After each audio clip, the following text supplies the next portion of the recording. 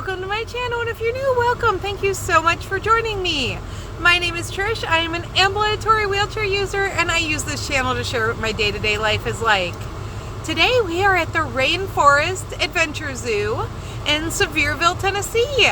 This is kind of like a roadside attraction zoo from the looks of it. I just looked on the website. I just figured out this morning that we were coming here.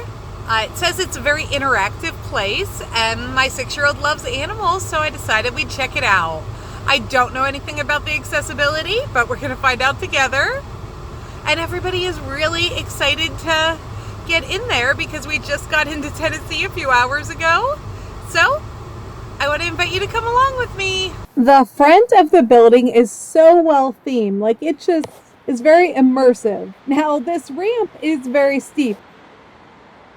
I had Justin grab me to help push, and we're going in. I'm so excited.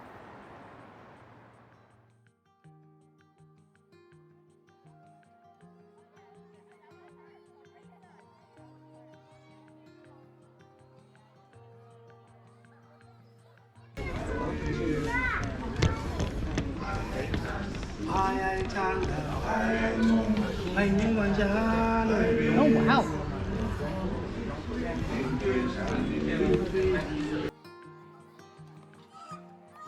This little critter is so cute. These really are zoo quality exhibits. It's obviously not the size of a regular zoo, but it has a lot.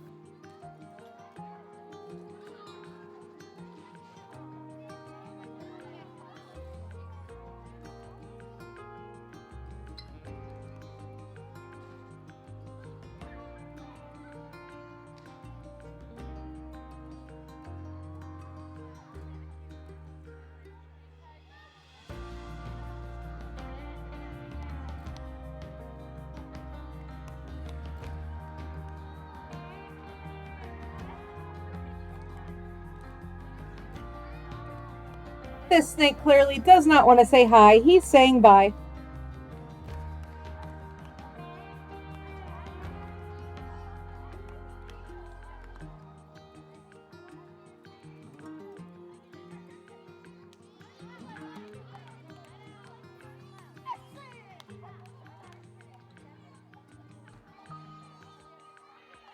A lot of what they offer here is reptiles, but they also have other animals.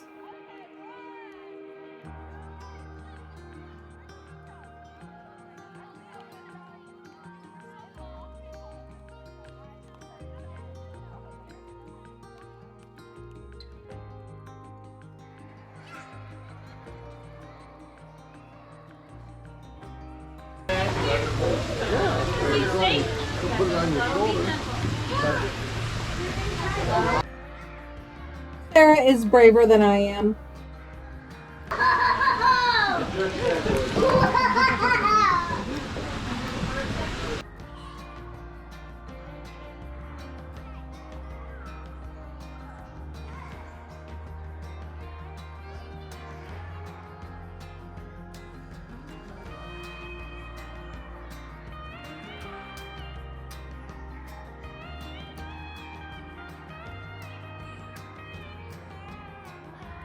This outside petting zoo section is really nice.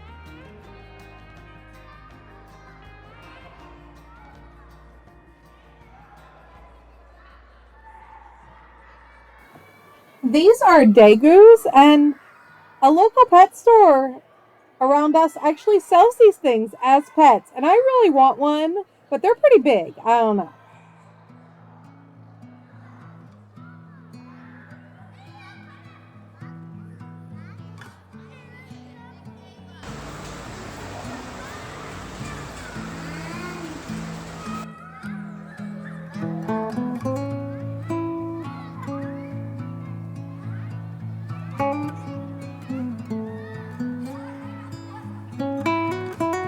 Was such a cool experience. All right, we're gonna let Sarah pick out a little gift, and I'll head to the car and give a review. That was an amazing experience. We had 2 adults, 1 child, and we got a bag of feed, and it was like $50. It was worth it though. We spent about an hour in there. It wasn't huge, but it was very interactive. If you are afraid of snakes, it might not be the place for you. There were gentlemen just like casually strolling throughout the place with a giant snake.